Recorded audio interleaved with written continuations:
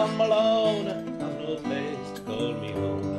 I'm an outcast in the land that I was born in, and I'm weary of the load of this long, lonely road. Now I hate the fade of sunlight in the morning.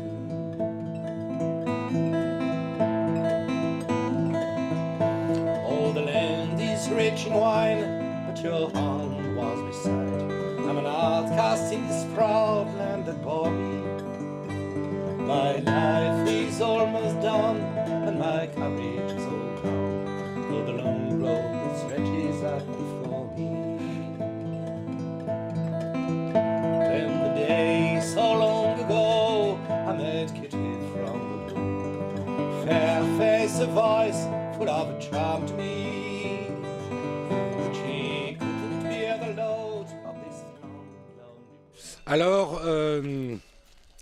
bon, les brebis, l'élevage d'une manière générale, les animaux, c'était, au départ, c'était une histoire d'amour. Ça fait un petit peu bateau de dire ça. Alors, les histoires d'amour qui ont duré 40 ans, eh ben, parlez-en aux gens qui sont restés mariés pendant 40 ans, ça n'a pas été rose tous les jours. Et quelquefois, c'est pas toujours rose, effectivement.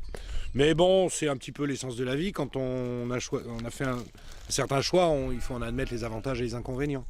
Alors oui, il y a quelques fois où ça peut être un petit peu fastidieux, un petit peu monotone, mais l'agriculture est quelque chose d'assez étrange. Il y a énormément de boulot chiant à faire là-dedans, mais on les fait jamais assez longtemps pour justement s'emmerder. Dehors.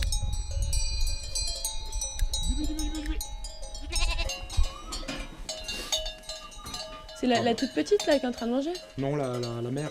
Ah! Ouais. Oh bah l'agneau il se porte très bien. Hein. Ouais. Bon, on va aller nourrir les grosses bêtes. Les grosses bêtes.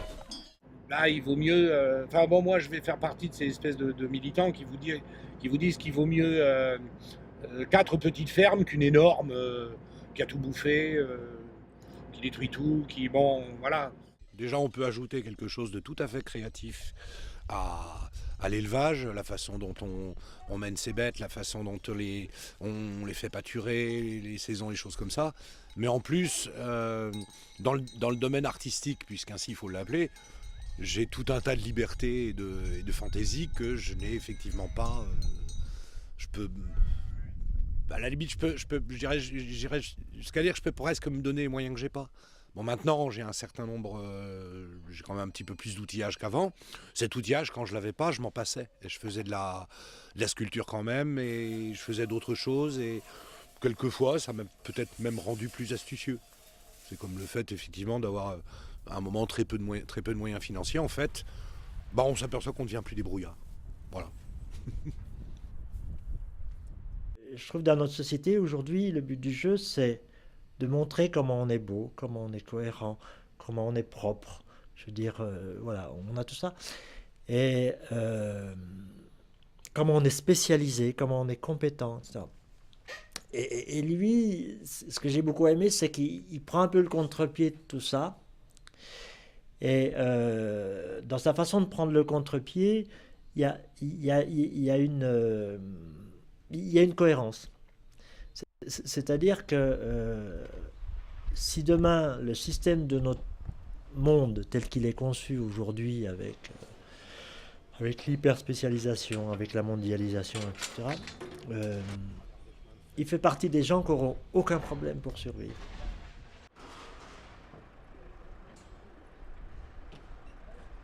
Dans les entassements de saloperies qui ont déjà servi, qui ont été entassés, qu'on a oubliés, qui ont rouillé, qui ont moisi, il y a aussi un côté gamin, un côté ludique. Des objets comme ça qui ont une gueule à être un petit peu oubliés, en fait, ils appartiennent du fait qu'ils appartiennent plus à personne, on peut se les approprier.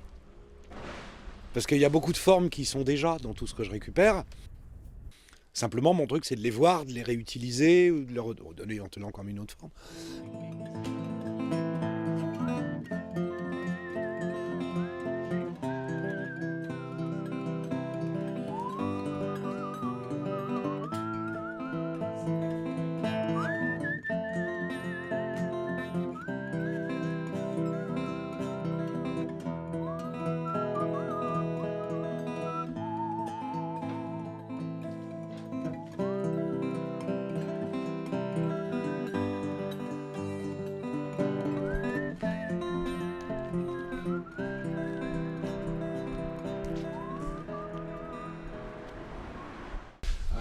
plus là, c'est un lieu associatif. On est plusieurs. On a créé ça il y a pas tout à fait 3 ans.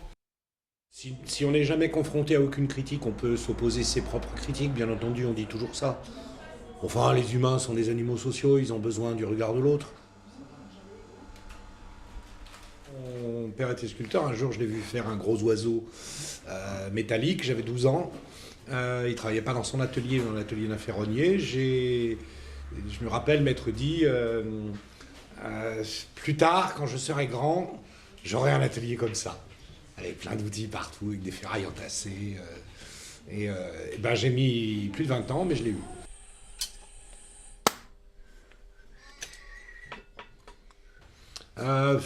Je ne sais jamais trop ce qu'il faut regrouper sous le terme inspiration. Sous le terme inspiration, est-ce que c'est l'envie délirante de faire telle pièce parce que j'ai récupéré tel bout de ferraille innommable qui n'a de valeur finalement que pour moi? Peut-être que c'est ça qu'on appelle l'inspiration, j'en sais rien.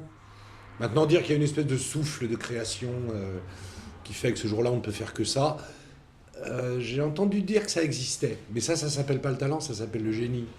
Le génie, c'est une maladie, on est obligé de courir après. Le talent, on l'utilise pas, on en a un peu, on en a beaucoup suivant les cas. C'est un artiste, mais je dirais que c'est un poète, parce que je dirais que c'est quelqu'un qui vit dans la vie avec une attitude poétique. Et je pense que Philippe, dans tout ce qu'il fait, l'argent passe après. C'est quelqu'un de libre. Il fait parce que ça vient de son cœur. Pour moi, ça, c'est un être libre et c'est un être qui vit dans une attitude poétique.